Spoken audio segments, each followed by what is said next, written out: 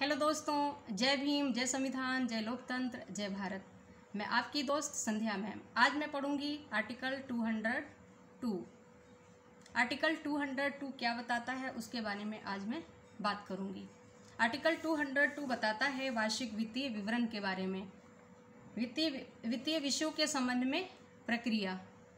वित्तीय विषयों के संबंध में प्रक्रिया अनुच्छेद 202 आर्टिकल बताता है वित्तीय विवरण के बारे में। तो ठीक है, स्टार्ट करें। Annual financial statement. Annual financial statement के बारे में ये 202 आर्टिकल बात करता है। Number 1, procedure in financial matters. Procedure in financial matters के बारे में बात करता है। 202 आर्टिकल एनुअल फाइनेंशियल स्टेटमेंट के बारे में बात करता है। Number 1, the governor shall in respect of every financial year. एक वित्तीय वर्ष होता है, उसके बारे में बात की जा रही है। Cause to be laid before the house और houses of the legislature of the state. Statement of the estimated receipts and expenditure of the state for that year in this part referred to as the annual financial statement. Number 2, the estimates of the expenditure. जो इसका जो आकलन किया जाता है, अनुमान लगाया जाता है कि इसका एक्सपेंडिचर, इसके खर्चे के बारे में। The estimates of expenditure embodied in the annual financial statement shall show separately the sums required to meet expenditure described by this constitution as expenditure charged upon the consolidated fund of the state। तो राज्य की जो होती है consolidated fund, जिसमें से जो राज्यों के जो भारी भरकम जो खर्चे हैं उनको चुकाने के लिए, उन पे खर्च करने के लिए राज्य की एक निधि है, उसको कहते हैं consolidated fund of the state, राज्य की संचित निधि। B, the sums required to meet other expenditure propose to be the made from the consolidated fund of the state and shall distinguish expenditure on revenue account from other expenditure. Number 3, the following expenditure shall be expenditure charged on the consolidated fund of each state। जो प्रत्येक राज्य की जो consolidated fund है, संचित निधि है, उसकी बात हो रही है कि the following expenditure shall be expenditure charged on the consolidated fund of each state. A, the emoluments and allowances of the governor and other expenditure relating to his office. B, the salaries and allowances of the speaker and the deputy speaker। जो राज्यों की जो विधानसभाएं हैं उनके जो अध्यक्ष और उपाध्यक्ष हैं, उनके वेतन भत्ते, ये सब क्या है, जो स्टेट की जो संचित निधि है उससे दिए जाते हैं या दिए जाएंगे, उस पे भारित होंगे, स्टेट की संचित निधि पर भारित होंगे ये सारे खर्चे।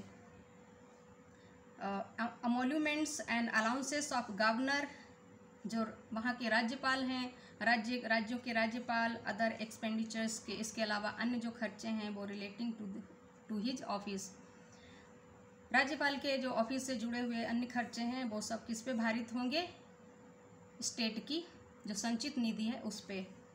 Number B, the salaries and allowances, उनके सैलरी और भत्ते, जैसे विधानसभा का स्पीकर और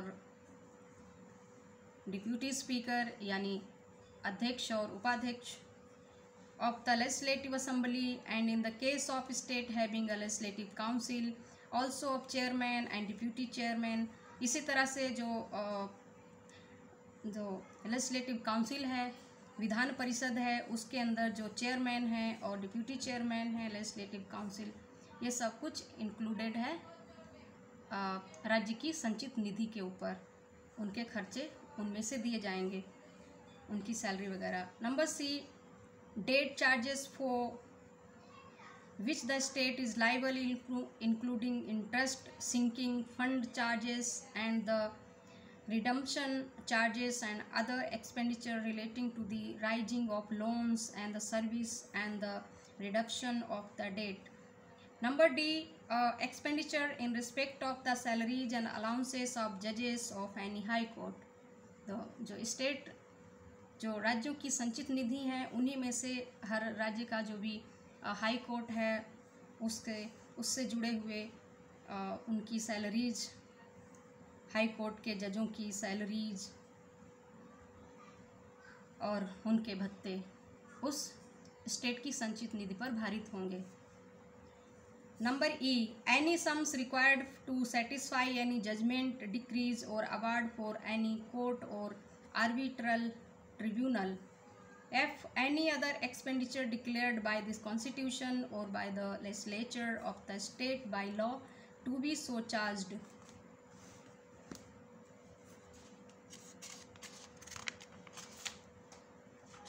अब मैं पढ़ लेती हूँ हिंदी में।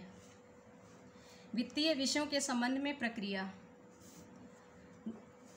अनुच्छेद, भारत के संविधान का अनुच्छेद 202 बताता है कि वार्षिक वित्तीय विवरण के बारे में, यानी वित्तीय विषयों के संबंध की प्रक्रिया के बारे में इस अनुच्छेद में बात की गई है। नंबर 1, राज्यपाल प्रत्येक वित्तीय वर्ष के संबंध में राज्य के विधानमंडल के सदन या सदनों के समक्ष उस राज्य की उस वर्ष के लिए प्राकलित प्राप्तियों और व्यय का विवरण रखवाएगा, जिसे इस भाग में वार्षिक वित्तीय विवरण कहा जाता है।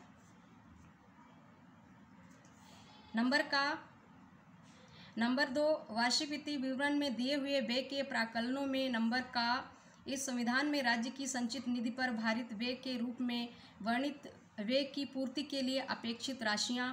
नंबर खा, राज्य की संचित निधि में से किए जाने के लिए प्रस्थापित अन्य व्यय की पूर्ति के लिए अपेक्षित राशियां पृथक पृथक दिखाई जाएंगी। राजस्व लेखे में होने वाले व्यय का अन्य व्यय से भेद किया जाएगा।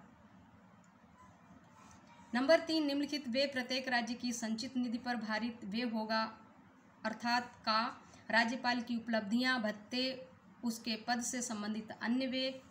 नंबर खा, विधानसभा के अध्यक्ष, उपाध्यक्ष के तथा विधान परिषद वाले राज्य की दशा में विधान परिषद के सभापति और उपसभापति के भी वेतन और भत्तों का जिक्र बात की जा रही है इसमें, उनके लिए ये कानून है। नंबर गा, ऐसे ऋण भार जिनका दायित्व तो राज्य पर है, जिनके अंतर्गत ब्याज, निपेक्ष, निधि भार और मोचन भार तथा उधार लेने और ऋण सेवा और ऋण मोचन से संबंधित अन्य व्यय जो खर्चे हैं उनकी बात की जा रही है।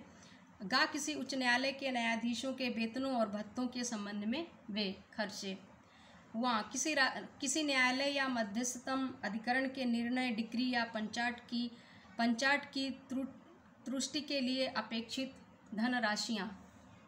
नंबर 4, कोई अन्य व्यय जो इस संविधान द्वारा या राज्य के विधानमंडल द्वारा विधि द्वारा इस प्रकार भारित घोषित किया जाता है।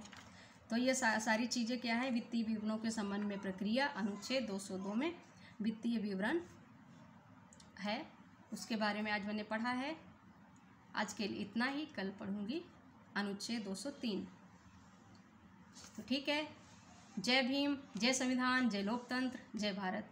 हाँ, मेरे चैनल को सब्सक्राइब करना ना भूलें। मेरे चैनल को सब्सक्राइब करें, like, share and comment please.